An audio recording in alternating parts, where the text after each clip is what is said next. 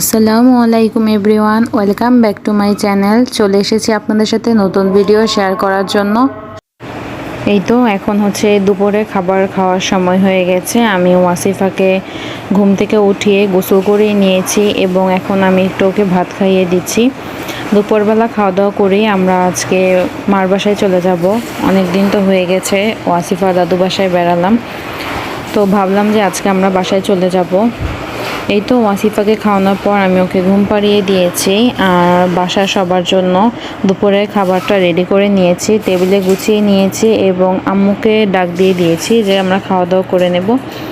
তো খাওয়া দাওয়ার পর একটু শুয়েছিলাম ঘুমানোর জন্য। আসলে আজকে 3-4 দিন ধরে তো এত পরিমাণে গরম পড়েছে যে আসলে ঘুমানোই যায় না।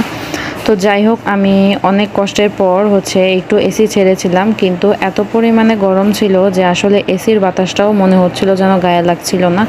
তো 10 মিনিট ছাড়ার পর বন্ধ করে দিয়েছিলাম আর ওয়াসিফাও ঘুম থেকে উঠে গেছে। তো এখন তো প্রায় বিকাল 5টা বেজে গেছে, তাই ভাবলাম আর দেরি করব না, সন্ধ্যার আগেই বাসায় চলে যাব। এই তো আমি রেডি হয়ে নিয়েছি আর ওয়াসিফাকেও রেডি করে দিয়েছি। দুপুরবেলায় আমি আমার লাকিজ গুছিয়ে নিয়েছিলাম, তো আম্মুর কাছ থেকে বিদায় নিয়ে নিয়েছি।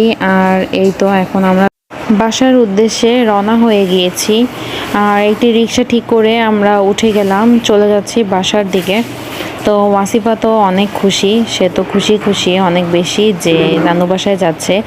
আর 2-3 দিন আগে যখন আমার ছোট যা বাসায় গিয়েছিল তখন ওয়াসিফাও নানু বাসায় যাওয়ার জন্য খুব কান্না করছিল।